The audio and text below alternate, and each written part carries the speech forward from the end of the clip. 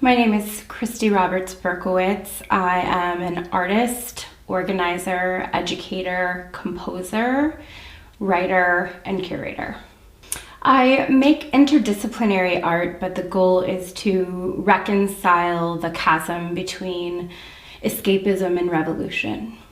I am interested in archives because I feel an overwhelming responsibility to be responsible. And so information is very important to me, and my practice is research-based.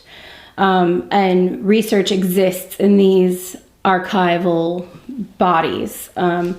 But the body itself, the actual body, is also an archive, and it's an archive of inherited violence, inherited privilege, inherited trauma, inherited joy, inherited skill. And I think once I started thinking of my body as an archive, it allowed me to love it more. When I was very young, I began performing for people. In kindergarten, I would get on the tables and sing for the other children. And I started learning very early that I had perhaps the only place in my life that I had power was in my ability to manipulate. And specifically my ability to manipulate an audience and to manipulate the emotions of a group of people.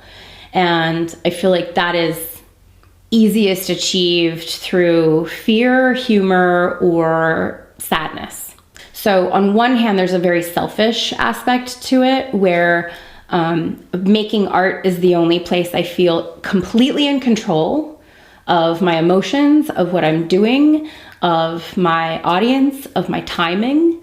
The other aspect of it is that humor disarms people, and they can, you open them up, it's like cracking their shell, and in that tiny little space where you have cracked a foundation, you can shift and expand paradigms.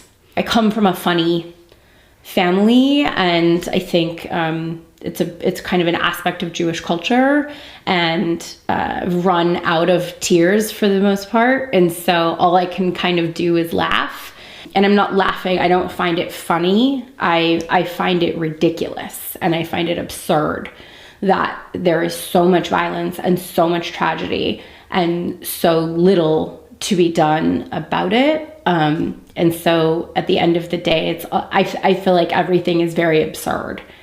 And I kind of like to just play with that and be honest about it.